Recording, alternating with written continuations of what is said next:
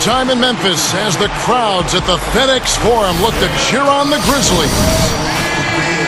For the Grizzlies, their last game, a win against the Jazz in Utah. And that was a close call. They pulled it out with a win and just 2 points at that, but it wasn't easy. I thought offensively, a lot of what they were doing really worked. But, of course, they found some gaping holes in that defense.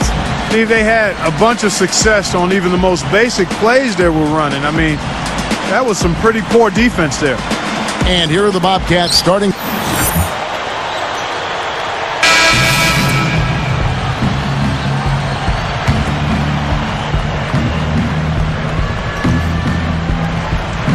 All right, let's go over to the sideline with Doris Burke. Well, Paul Silas gave me a few minutes to catch up with him. Ball movement is going to be a big part of their offensive game plan tonight, with the reason being limiting their shot blockers. He said if we go straight up on them, they'll turn us away every chance. If we get their bigs moving and playing catch-up, we can get good looks that won't be blocked. That's our goal. Guys? Terrific, Doris. Thanks. They put a lot of thought into how they're going to match up against the opposing defense, guys. Well, one of the things you got to do here, Kevin, and Steve, you can't afford empty possessions against this team. You've got to put the ball in the basket. Yeah, that's for sure, Clark. You got to make them count because you know you're not going to get a lot of open looks. So make sure you make the defense move the ball, try to get good looks, and make them pay. Shoots from 12, and the basket by Thomas. Thomas got his first points in this one.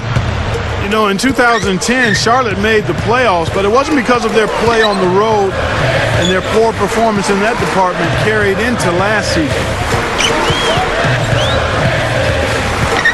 Conley left side. Foul call. Looked like the D didn't get there in time, and he'll shoot free throws.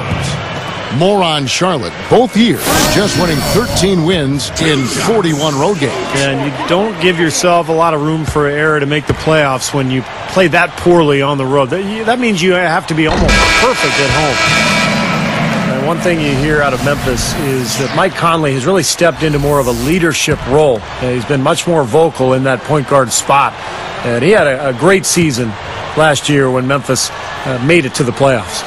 Boris Diaz checked in for Charlotte. And, you know, speaking of Mike Conley, developing as a leader, that's something you really need from that point guard position, don't you think, Clark? Without question. And, you know, playing for a former point guard, Lionel Holland, certainly has had to help Mike Conley's development. But Mike's maturity, Mike Conley Jr.'s maturity, listening to him talk about his role and his responsibilities and seeing him handle the media in post-game interview situations speaks volumes to where that young man's head is. He's anchored on the ground, thinks the game, and is committed to getting better. As a former Buckeye, I know. I'm extremely proud of that young man. He's done a nice job. Well said, nonetheless.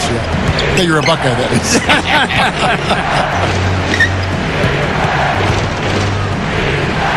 Shot clock at 5. Offensive rebound, and the Grizzlies leading by 5. From about 16, and again, O.J. Mayo. Mayo's got 6. He's put on an offensive clinic. They've got to deny him the ball. And if that fails, then double him, Steve. I mean, they can't allow him to continue to hurt him like this. Dia with it. Now Augustine. Oh, yeah! Hammers the alley-oop through. Great lob, great catch. Perfect execution on the alley-oop. And not just with any old finish either. The big stuff. Yeah, little something for everybody, Kevin.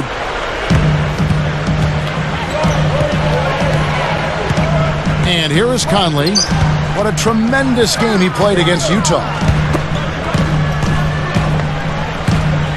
Randolph against Spaghetti.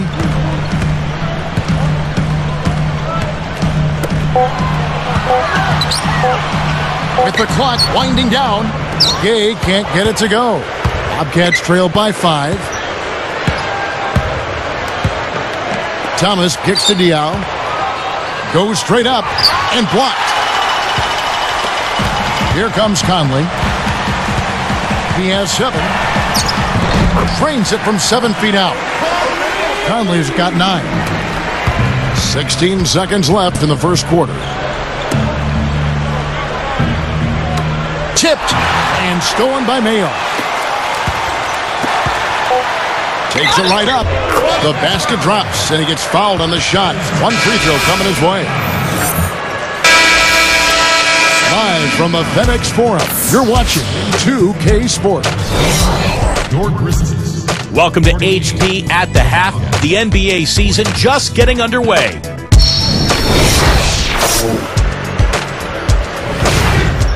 Over at Prudential Center, it was the Nets.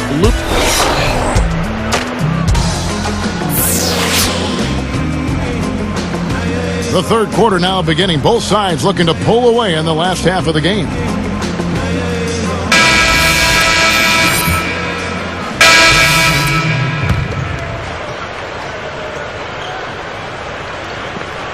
Here's Augustine.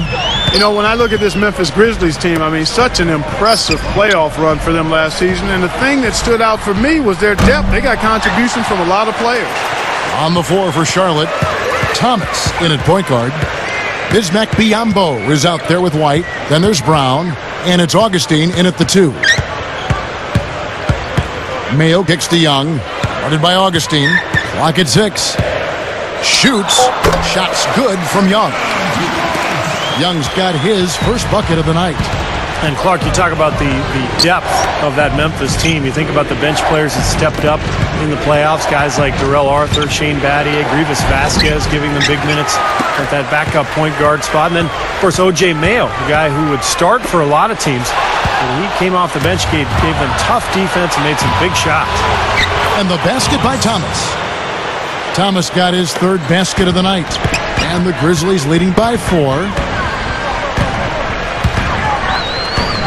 Outside Mayo.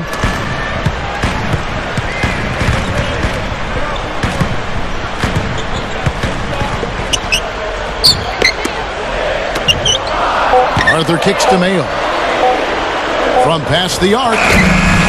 Good on the shot. Mayo's got 15. Bobcats trail by 7. Clark, this offense has really been clicking. No doubt about it, giving the defense all kinds of trouble. They're playing with so much energy offensively. The ball is really moving. Fantastic assist. Tremendous. I mean, you got to love that kind of passing. Beautiful. Here's Young. 1:56 left in the third. Pass to Mayo. Back to Young. Headed by Augustine. There's the feed to Cunningham. 6 on the shot clock. Young. There's the block.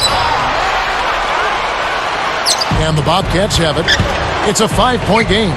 This, of course, their first opportunity to play Memphis this season. Yeah, and you look back to last year, these two teams were very evenly matched. They split the 2 games that they played. Laid in with a nice touch off the glass.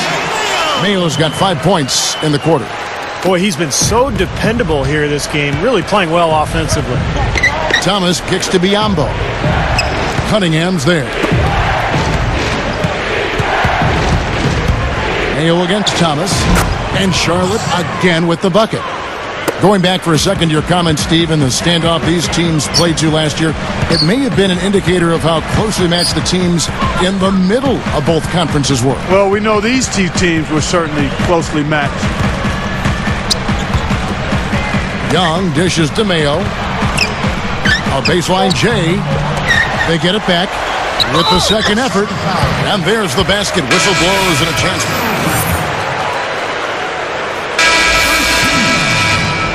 One shot.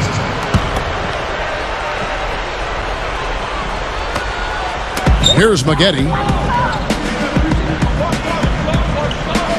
Maggette right side. The pass to Thomas. Stolen by Gay. I think he baited him on that pass. Very savvy defense. Allen and Gay out on the perimeter. Randolph and Gasol together inside. And it's Conley in at the point guard position. That's the lineup out there for the Grizzlies.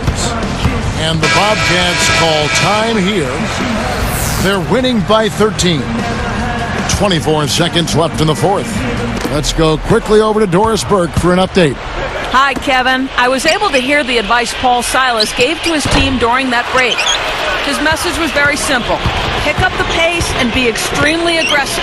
He said at one point, we need to make things very hard on their ball handlers. Let's see if they can feel the heat, guys. Thanks a lot, Doris. So hard not to go for it when you see that chance at the alley-oop. Bet he wishes he hadn't, though. So no problem for Charlotte as they get the win. Not much to be critical of with this win, Clark. Not at all. I mean, they showed up not just to play. They showed up to give great effort and to win, and they did both.